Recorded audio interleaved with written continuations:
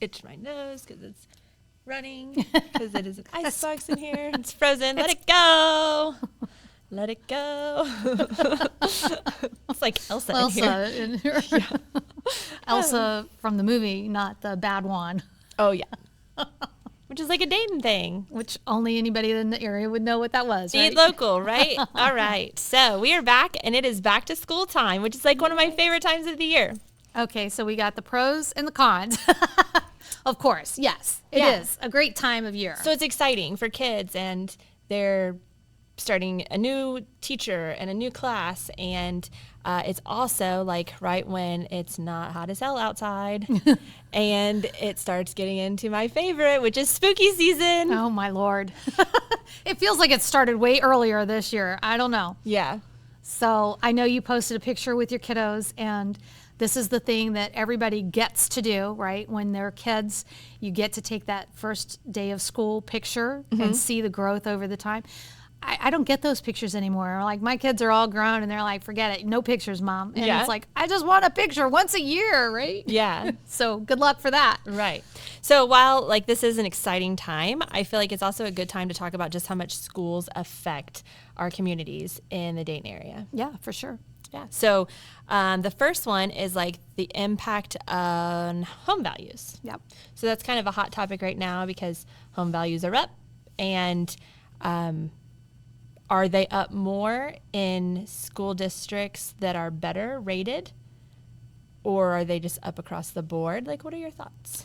So from a real estate perspective, obviously, the school system is one of the things that people do look at as far as, I want to move to this area because it has high-ranking schools. And this is an ever-changing situation, right? Yeah. I couldn't tell you who our top-rated schools are currently because I don't have anybody in the school systems. Well, I feel like kind what of communities consistently is Correct. Oakwood. You- It's in statewide. It's like top 20. Yeah. And so you know that, and those communities seem to have better appreciation on their property values as a result. Anytime you have strong community strength, like you have strength in the community for those local benefits, the features, the desire for people to live there, you're going to benefit from an appreciating price value, right? And so for that, it would kind of be correlated to the school system that's ranked better is going to have better pricing values, meaning it's going to appreciate more. So maybe you're paying more property taxes because they're supporting their school systems and they're seeing that value from the school system's reporting card, right? So even if you don't have kids, people still look at school districts for like resale value. Yes, but that is our argument for those people who don't have kids any longer in the school systems. Why do I have to continue to pay into the school system through my property taxes? And so there's a little bit of a disconnect there. And dollar for dollar, you want to say, well, I'm not gaining any on my value of my home just because I'm in this school system. This really takes an analytical mind to go through and actually be able to say, well, if you were in a poorer school system, your house would not be worth X amount, it would be worth this.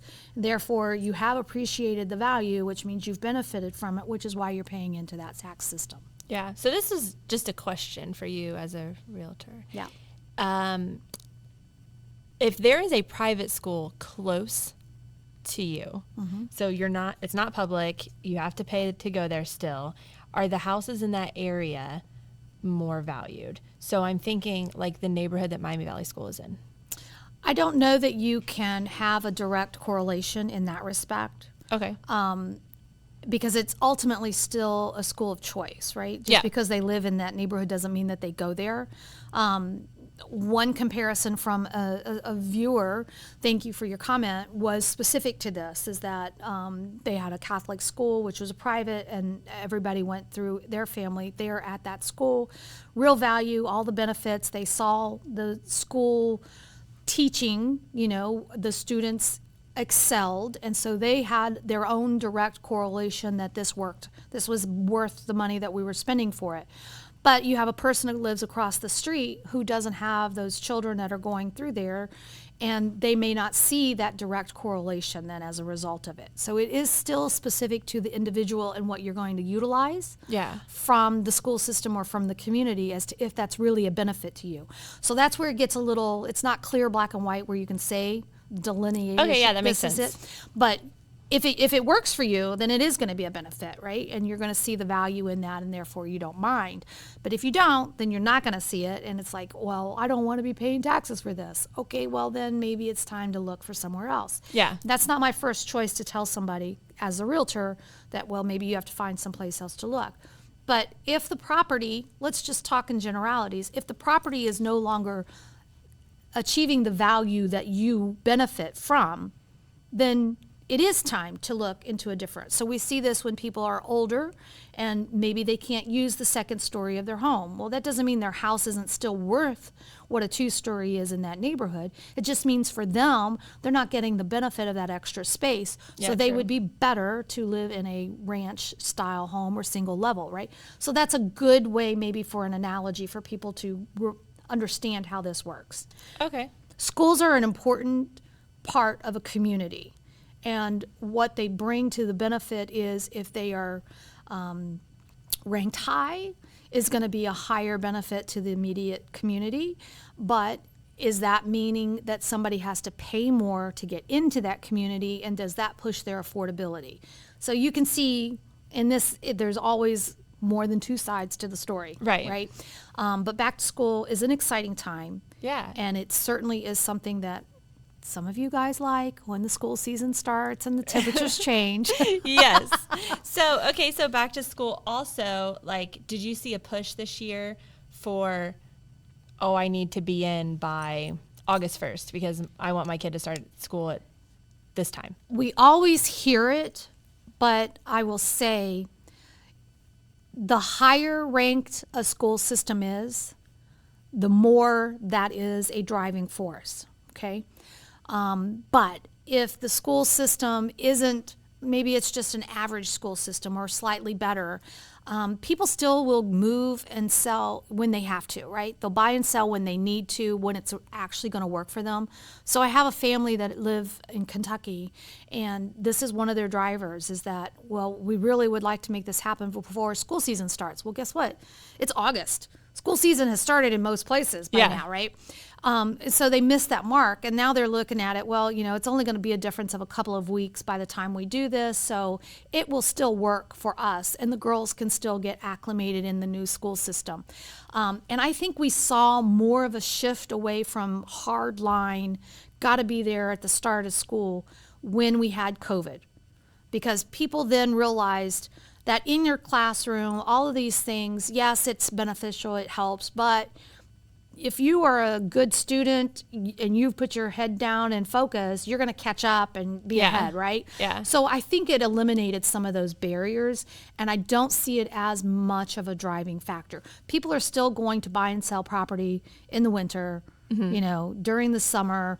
They're still going to do these things regardless of a school system. Yeah.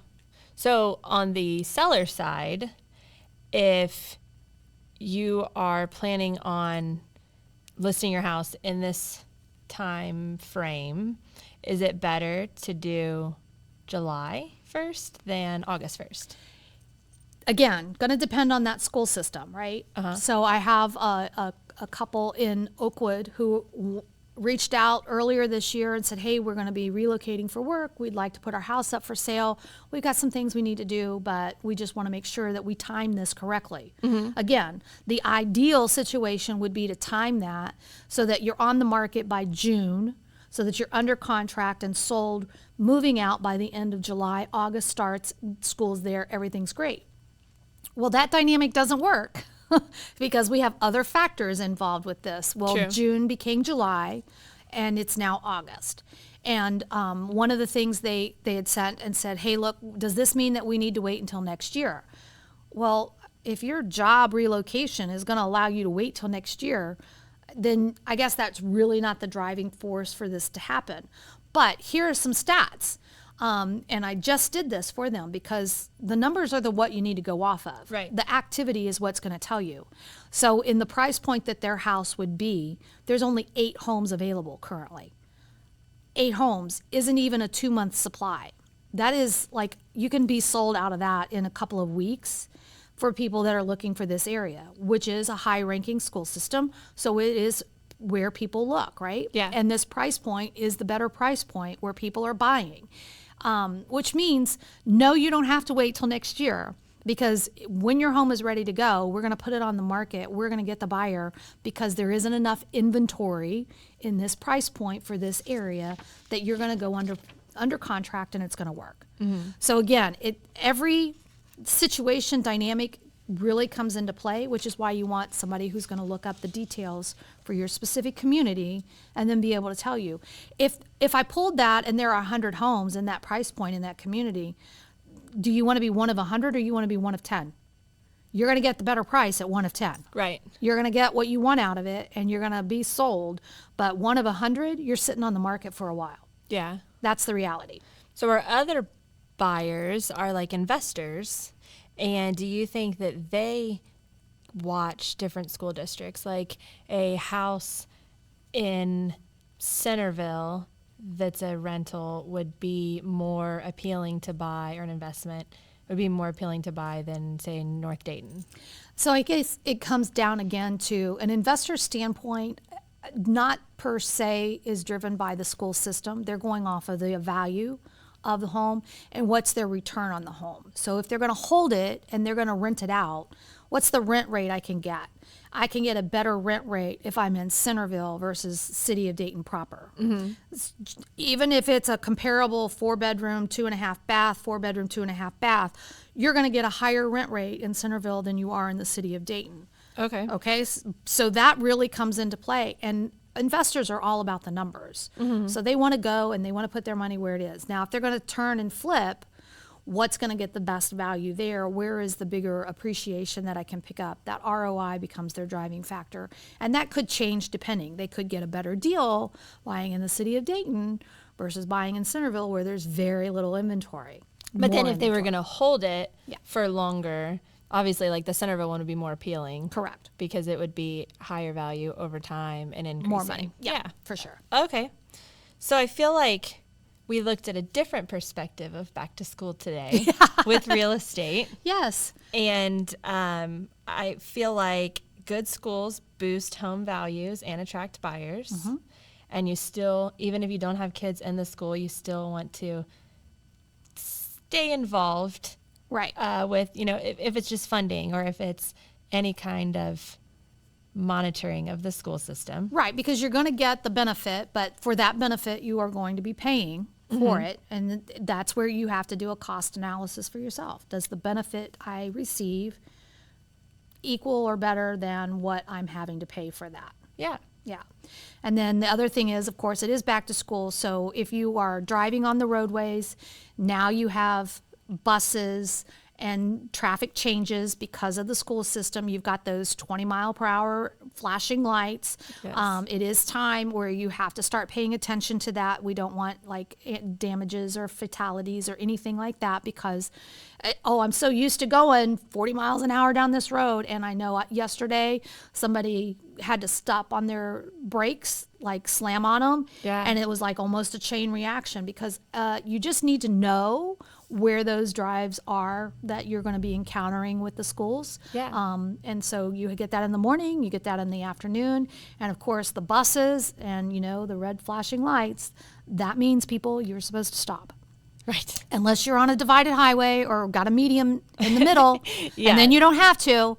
But there Or are a people 4 who still will. lanes. Yes. Because yesterday I was driving down Smithville and I was like, oh my gosh, because there was a bus with the stop sign out. But it was on the other side. And Yeah. I was talking to my mom on the phone and I said, was I supposed to stop? And she was like, no, they Yeah. won't make a kid cross a 4-lane road. Correct. Yes. So just know what the rules are so that you can follow them and obviously be safe out there.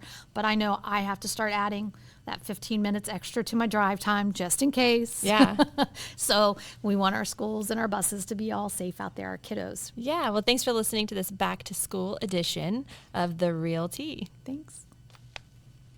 And if you want to put your pictures of your kids' back to school pictures, first day of school, Yeah. in the comments, like, we'd love to see them. And we might we'll give away some back to school supplies or something. Yeah. A little backpack for you. Yeah.